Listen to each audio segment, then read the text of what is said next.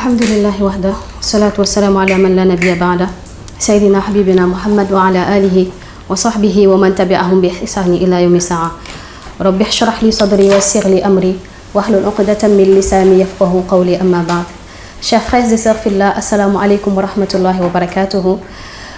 C'est avec un très grand honneur qu'on est là aujourd'hui en face de vous et en présence du noble cheikh Dr Mohamed Ahmed Lo, Hafidahullah, pour aujourd'hui pouvoir bénéficier de ses enseignements. Alors, on nous a dit de contribuer à cet échange en faisant un très bref résumé de ce qu'il a pu aujourd'hui nous donner, nous procurer comme science bénéfique. La première question qu'on a eu à lui poser, c'était à savoir quelle est l'importance de la quête du savoir en islam. Le cheikh Mohamed Ahmed Lo Hafizahullah a d'abord montré que l'islam est une religion de science. Et il a évoqué le premier verset qui a été révélé en islam, qui est le verset Iqra, qui signifie apprends. Ce qui montre que l'islam est une religion de science. Allah subhanahu wa ta'ala a dit au prophète Muhammad sallallahu alayhi wa sallam de l'invoquer en ces mots en disant Rabbi zidni ilma. Ô mon Seigneur, augmente ma science.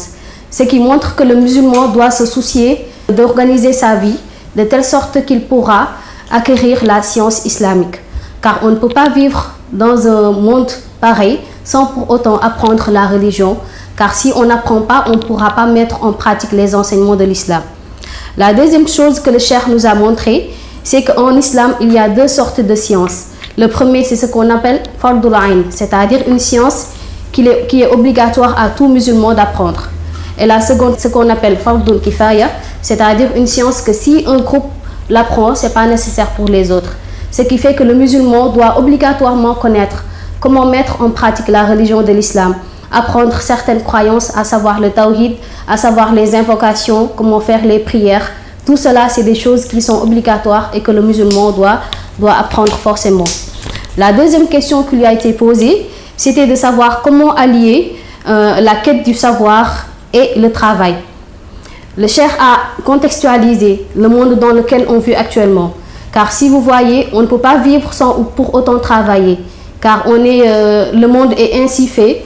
Le musulman a besoin d'avoir une vie professionnelle afin de pouvoir gagner bien sa vie. Maintenant, à part cela, on doit également apprendre la religion.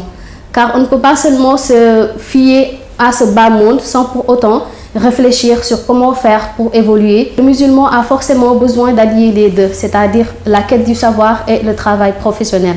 Car on ne peut pas vivre en faisant seulement le travail sans pour autant mettre en avant la quête du savoir islamique. D'autant plus à notre période, nous avons les réseaux sociaux qui sont un moyen efficace pour apprendre la religion. Et on passe énormément de temps à travers les téléphones. Et si on veut carrément bénéficier de cela, on doit s'organiser et faire de telle sorte que les réseaux sociaux puissent être un moyen efficace pour qu'on puisse bénéficier aujourd'hui des savoirs qu'on met en place sur ces réseaux-là. La troisième question, c'était par rapport à la personne qui vit à l'étranger et qui ne connaît pas des savants. Qu'est-ce qu'elle doit faire pour pouvoir bénéficier de la science? Et les nouvelles technologies de communication aujourd'hui sont un moyen qui détruit les frontières qui existent entre les gens. De ce fait, on peut facilement apprendre la religion grâce aux moyens de communication qui sont mis en place aujourd'hui, malgré la distance qui nous sépare.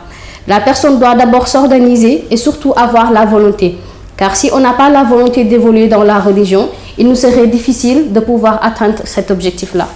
Dr Ahmed Lo Hafizahullah Ta'ala a terminé en faisant des invocations pour le projet Muslih Academy.